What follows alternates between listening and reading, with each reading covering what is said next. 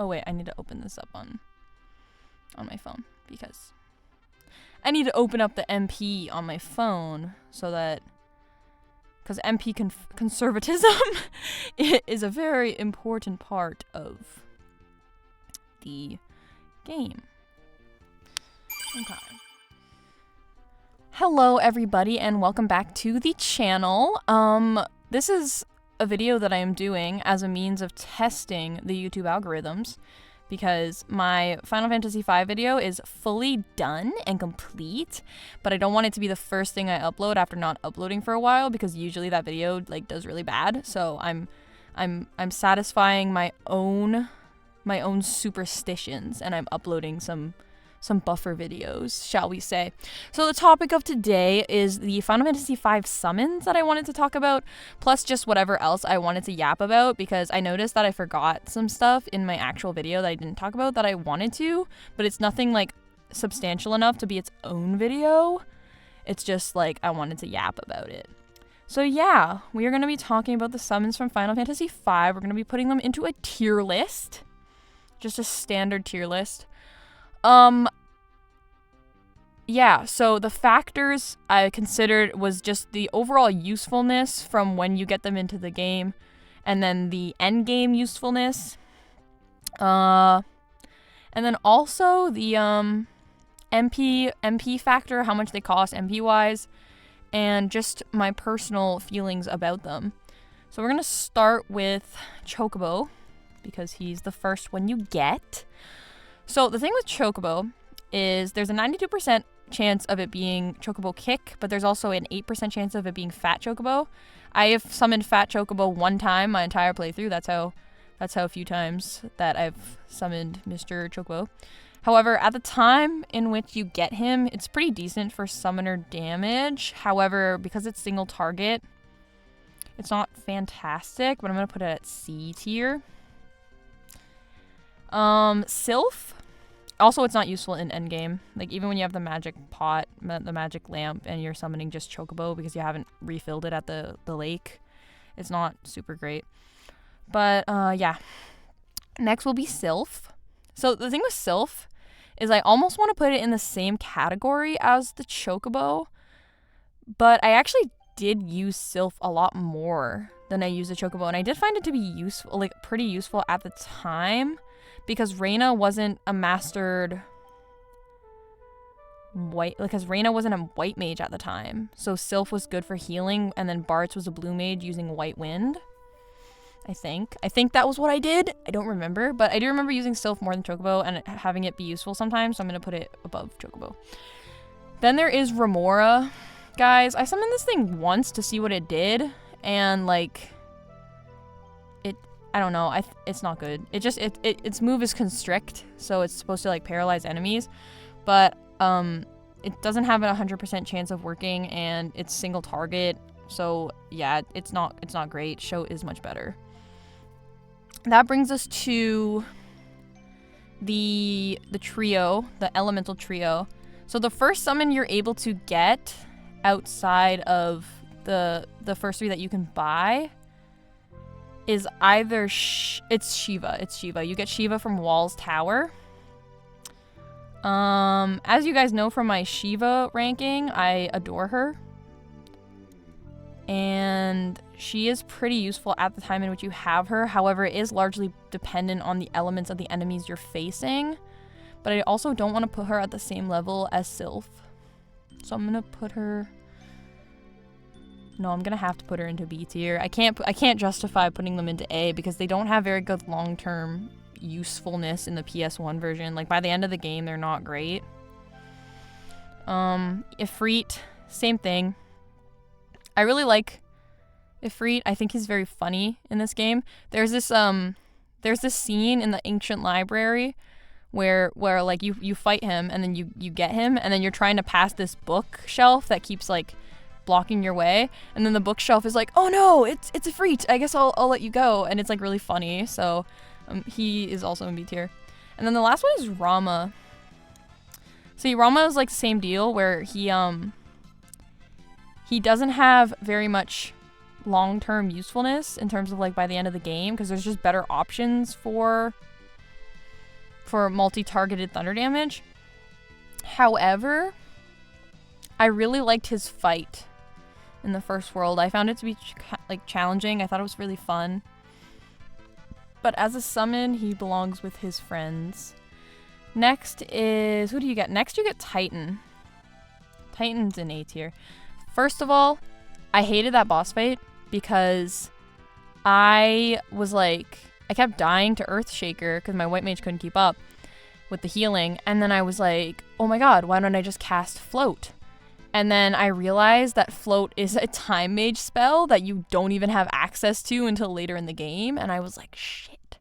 So I had to, what I ended up doing was I switched Bart's back to being a blue mage so I could have 2 healers. And then like it was just like a chip damage fight. But yeah, in terms of actually using Titan, Titan was what pushed Ifrit, Rama, and Shiva out of like what I like the summons I used, just because he was like earth damage, but also like nothing seemed to absorb earth damage. The only limitation was if it was flying, but I never really ran into that being an issue. So yeah, Titan, A tier. Look at that diapered king. Next up is, okay, Golem, S tier. Guys, Golem is so useful, like even for the end game content. Basically his ability is Earth Wall, which essentially absorbs all damage for like a very long period of time. Like when I first summoned it, I thought it'd be like 1 hit, but it's pretty significant. It saved me more than a number of times. So yeah, Carbuncle, on the other hand, I'd have to put in. It's either B or A, because the thing with Carbuncle is Ruby Light casts Reflect on your party, and that can be very useful when applied in the correct situations. However, Reflect also is a double-edged sword because you can no longer heal your characters, because any healing spells, like obviously you can use potions and stuff, but like any healing spells will bounce off of them, and that was like something I wasn't a huge fan of. So I'm gonna put Carbuncle into B tier. And then Shoat. So Shoat's another one of the summons that's kind of similar to Remora, except better, like a better version. So his ability is Demon Eye, which will petrify the target, and he's very good in like particular situations, because there are certain fights that like he's a cheat. It's kind of like how in Final Fantasy X, when you run into certain fights that you can't beat, you'll use Yojimbo to like cheese it. Like that's kind of what Shoat is. Like when I was fighting Carbuncle and I was having trouble with it, I just used Shoat during his healing phase, and then like I beat it no problem. And same with Odin as well. So yeah, it's pretty useful. Hydra, I'm putting into S tier because this is largely personal bias, but in the end game, I did use Hydra the most, more than Leviathan and Odin, just because Hydra's MP cost was less while doing comparable damage. And also, I just think she's very beautiful, and I really like her like animation. Her animation. I really like her animation. Then there is Leviathan. Yeah, Leviathan is where Syldra would have been if I wasn't biased, personally biased. But the thing with Leviathan is, like Hydra, he does like similar damage to multi targets. However, he is more expensive in terms of MP, and he's just like, for me, I found Leviathan's boss fight to be more difficult than Bahamut's and also Odin's, because I cheated. And I find Odin and Bahamut to outclass Leviathan, because if you're looking for like similar damage for less MP, then like Syldra is like 7 MP less than Leviathan and does like almost the same damage. But then if you're looking for like a heavier hitter, then like Bahamut and Odin both outclass it. So yeah. And then so Bahamut's gonna go into S tier just because, like I said, he's very heavy hitting. I used him a lot in the final boss fight and everything. His only downside is he is quite MP expensive. Odin would also have to go there as well, just because same thing. Like I used him quite a bit. Like he has 2 moves, Javelin and Zantetsuken. I actually preferred Javelin to Zantetsuken because Javelin, like, did guarantee damage to single targets, but, like, Zantetsuken sometimes didn't work on certain enemies, obviously. And yeah, the last one is Phoenix. Phoenix is a little complicated for me because Phoenix, like, the Phoenix Tower was the, like, very, very last thing I did before I ended the game.